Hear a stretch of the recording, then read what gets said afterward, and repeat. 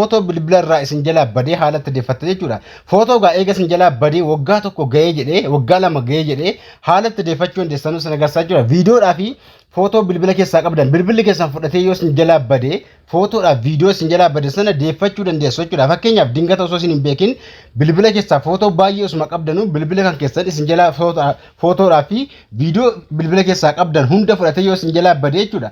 Haala salphaateen gaa haala kamiin akka isin deeffachuu dandeessan kan ilaa waggaa takkaa kan waggaa lamaallee isinii deebisuu danda'a jechuudha. Kan amma isin agarsiisu kun isteeppii amma isin agarsiisu kana yoo hordoftan footoo bilbilarraa badee waggaa ga'ee akkasuma kan waggaa tokko oliillee kan ji'a meeqaallee jechuudha footoo viidiyoo sana baakaappii godhee isinii deebisaa jechuudha. Kana isin agarsiisa gaa namoonni haaraa taatan subscribe gochuudhaan gaa viidiyoo yeroo dhaggeeffatan laayikii ta'u akkasuma viidiyoon kun akka namoota hedduu bira ga'uuf laayikiidhaa fi sheer gochuun eegalaa isiniin jira.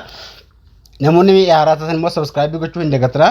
Footoo bade deeffachuudhaaf gaa bilbila keessa irraa gaa footoo bade deeffachuudhaaf wantoonni isin gootuu qabdan awwala bilbila keessa irratti Google Photo kana daawunloodii godhachuu qabdu jechuudha. Google Photo kana argachuudhaaf Play Store gubbaallee Android gubbaallee Android keessa illee nima jira. Play Store gubbaa eega seentanii gaa Google Photo kana gaa asirratti Google Photo ta'ee barreeffatan oriijinaala baay'ee namoota baay'ee fayyadamaa Google Photo kana jechuudha. Namni irra caalaa namaan ni fayyadamaa garuu ijoollee nam tokko hin fayyadamu.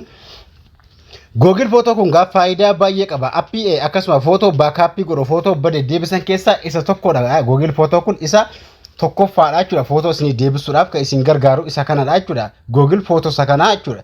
Kanaafuu Google Photo kana eega daawunloodii godhattanii bilbila keessa irratti isa kanarra yeroo takkanii seentu jechuudha. Eega irra seentanii gaa haala kanaan eega isinii banee iimeelii gubbaarra kaawwachuu qabdu. Gmail akkaawuntii profaayilii keessan gubbaa kaatuquudhaan gaa yoo awwala Gmail irraa hin qabaanne yeroo isin profaayilii kan gubbaa kaatuqxanii akkasin Gmailii irra kaawwatan isin gaafata jechuudha. Gubbaa kana irraa yoo isin asirratti tuqxanuu akkasin Gmailii irra kaawwatan isin gaafata jechuudha. Kanaafuu Gmail akkaawuntii takka gubbaarra eega kaawwattaniittanii footoo bilbila keessaa qabdanuu akkasuma hanga torbii takkaanii eeggattu irraa olee kana isiniif akkasuma ol isinii guuraa jechuudha. Footoo bilbila keessaa kan duraan fayyadamaa jirtan iimeelii haaraa yoo ta'e akkasuma Android irratti kanaan duratti Gmailii kabraa silaa irra kaawwattanii baay'ee bareedaadha.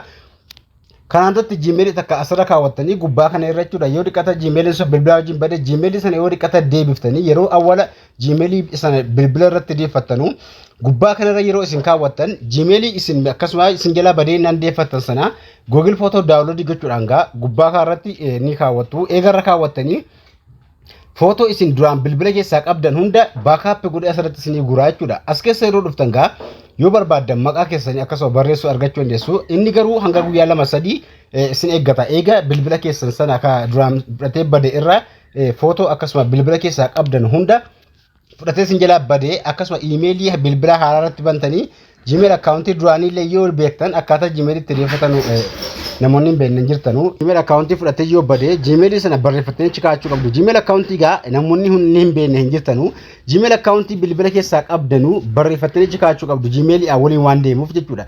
Google Photo kana gaa gara fuula duraatti bilbila keessanii faayidaa guddaa waan qabuuf namoonni akkasumallee hamma duratti akkasuma Google Photo kan Gmail akkaawuntii hin banatin hammuma bilbila keessan keessa seenaati Google Photo kan daawunloodii godhaati Gmail bilbila irraa qabdan ofiin isinii baasa. Yeroo isin profaayilii kaatuqxanii ofumaan gubbaatti isin agarsiisa jechuudha. Profaayilii gubbaa kaatuquudhaan gaa yeroo isin tuqxan baakaappii godhi isin jedha jechuudha. Yeroo isin tuqxan ofumaan baakaappii isin godha jechuudha. Kanaaf baakaappii ni gootu yookaan immoo akka inni irra isin kaa'u ni gaafattu jechuudha. Google Photo kanarraa baakaappii godha yookaan immoo irra akka inni sirrii kaa'u baakaappii oon ni gootu jechuudha. Baakaappii yeroo isin tuqxan inni nu simii baasa baakaappii kan jette tuquudhaan gaa haala kanaan tanni oonii fana oof jettee yoo haala kana dhuftee baakaappii kana oon gootu jechuudha. Yeroo isin oon gootan Gmail isin qabdanuu kan isin filattan ganjallaatti isin agarsiisa akkasuma gubbaarratti illee Gmail keessa isin baasa jechuudha. Baakaappii kaatuquudhaan kan yeroo laxooftan haala kanaan Google keessan argaa ni agartu. Asirratti baakaappii folder kan ijoollee ni jira.